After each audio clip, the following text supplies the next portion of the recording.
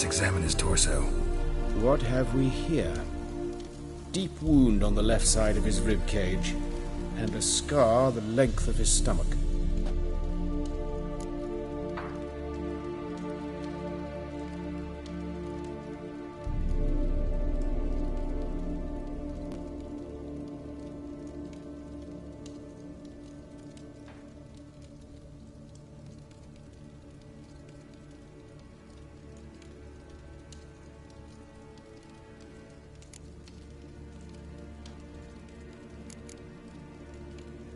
Open the abdominal cavity.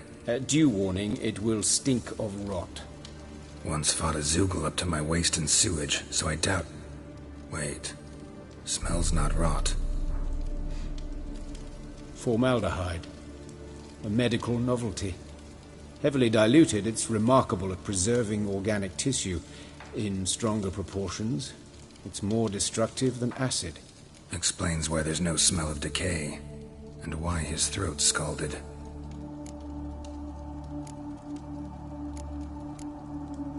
Let's examine the chest wound.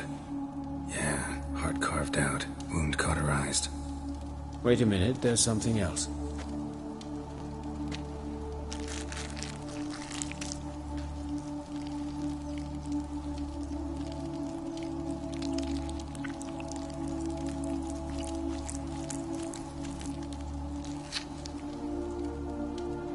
An egg from an amphibian. A salamander? Scorched but intact. I attended some lectures in herpetology as a student. Afraid I don't recall any amphibians that would lay eggs in corpses. So either Professor Cochrane was deeply mistaken, or this is our murderer's doing.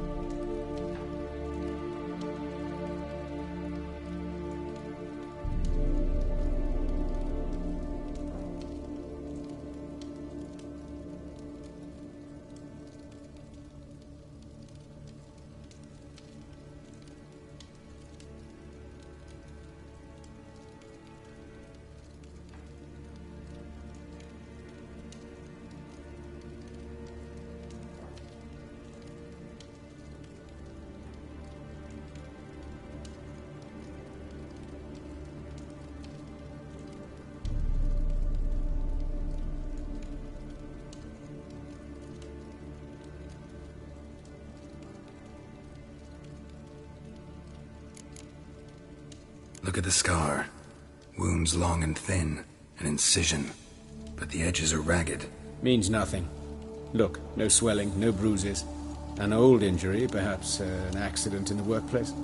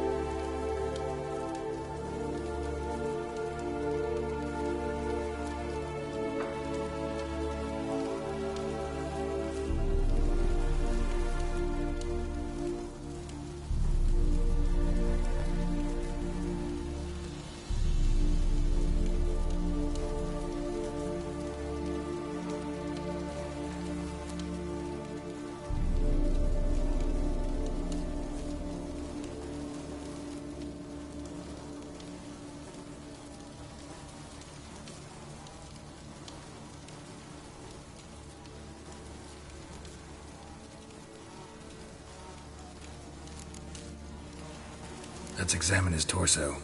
What have we here? Deep wound on the left side of his rib cage, and a scar the length of his stomach.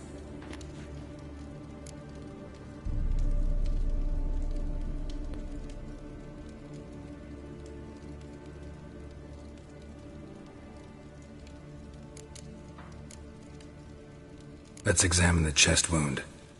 Yeah, heart carved out, wound cauterized. Wait a minute, there's something else.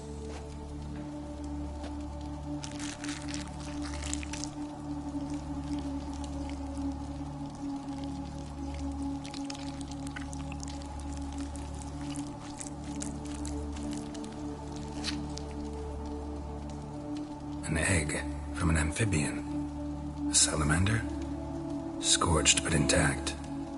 I attended some lectures in herpetology as a student. Afraid I don't recall any amphibians that would lay eggs in corpses. So either Professor Cochrane was deeply mistaken, or this is our murderer's doing. Look at the scar. Wounds long and thin, an incision. But the edges are ragged. Means nothing. Look, no swelling, no bruises. An old injury, perhaps an accident in the workplace.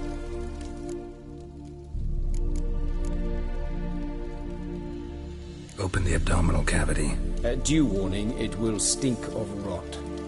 Once fought a Zoogle up to my waist in sewage, so I doubt... Wait. Smells not rot. Formaldehyde. A medical novelty. Heavily diluted, it's remarkable at preserving organic tissue. In stronger proportions, it's more destructive than acid. Explains why there's no smell of decay, and why his throat's scalded.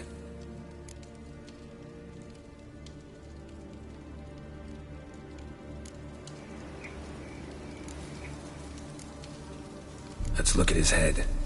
Hair smells like it's burnt, like he was in a fire. Notice anything else?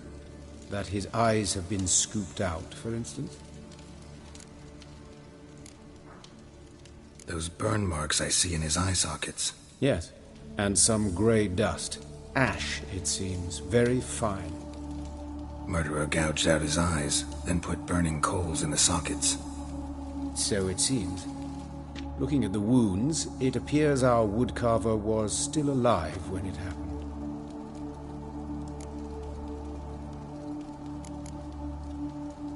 Let's examine the mouth.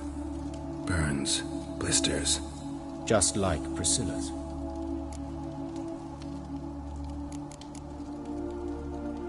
See this? Incision made into the voice box. Indeed, so thin as to be nearly unnoticeable. A small, extremely sharp instrument. Scalpel. But why? The wound is too small to bleed, and there are signs of swelling. The murderer... I believe he performed a tracheotomy, so the victim wouldn't die too soon.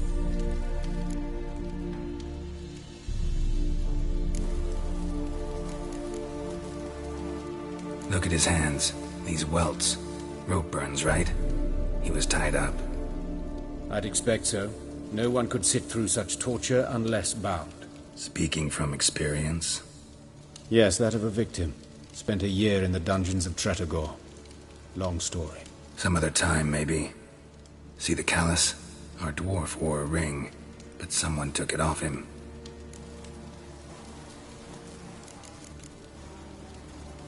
See anything interesting on his legs? His right foot. The ankle swollen, toenails broken. He clearly kicked something very hard, right before he kicked the bucket. Doesn't strike me as the right time for jokes. Apologies. We surgeons, we've a different sensibility. Mm-hmm. And a different sense of humor.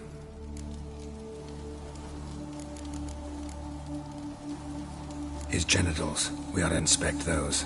I sincerely doubt they bear any relation to the matter. We'll see. Pull down his trousers and... shit. Syphilis, actually. Early stages. No sign of diffusion. Think there could be a connection? Only as the killer's potential motivation.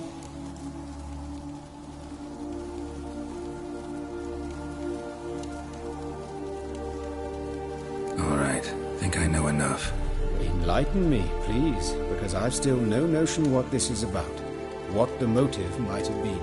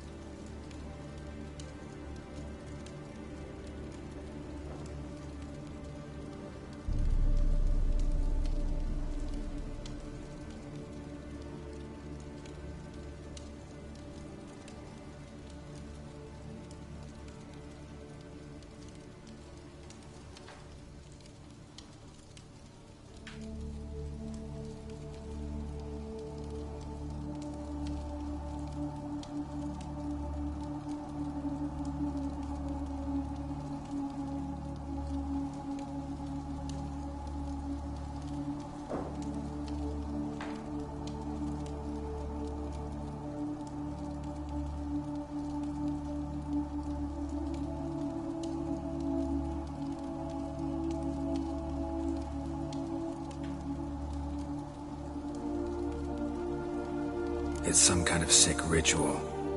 You saw it. Burns in the eye sockets, cavity where the heart should be, scalding liquid, all centering on warmth, heat, fire. A fire eternal. It's a lead worth following. Any idea what his name was? Fabian Meyer. And I'm Hubert Reich, the coroner. I've come to perform the autopsy, but I see you've done it for me, Joachim.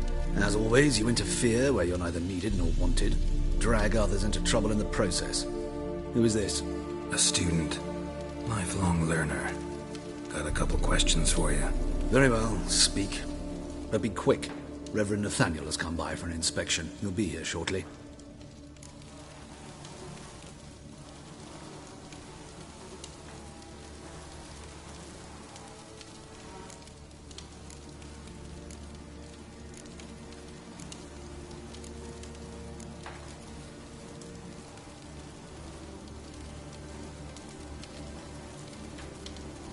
You old friends? Hubert taught me the rudiments of medicine long ago. And not very well. You've still not mastered certain basic principles. For example, that a doctor's role is to treat the ill, not save the world. You've not changed a bit. A compliment? No, a statement of fact. 30 years, and you've not changed a bit.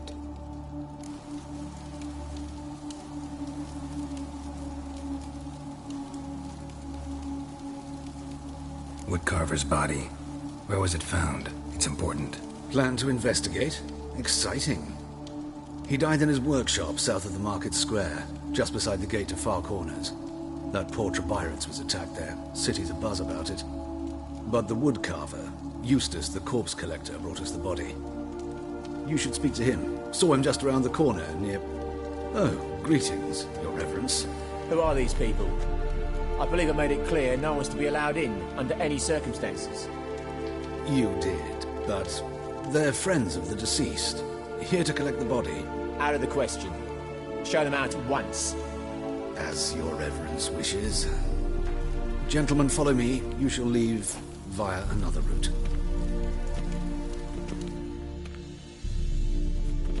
Why'd you cover for us? I was covering my own arse.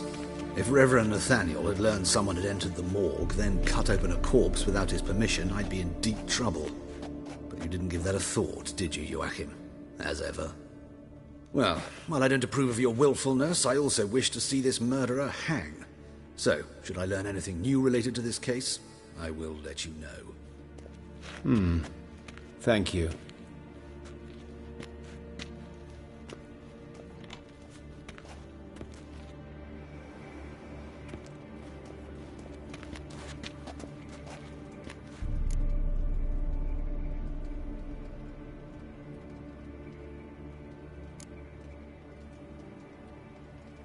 Nathaniel. Who is he? A scoundrel. A rogue. Like every man who wears the robes of the eternal fire. Most are scoundrels before they ever put on the robes. True in his case as well. Before he donned the frock, Nathaniel was a torturer. Delighted especially in torturing women. Later, Hierarch Hemmelfart appointed him to oversee the morgue. He deals with the temple guard, supervises cremations, conducts funeral masses in the temple on the Isle, and so forth. Dream job.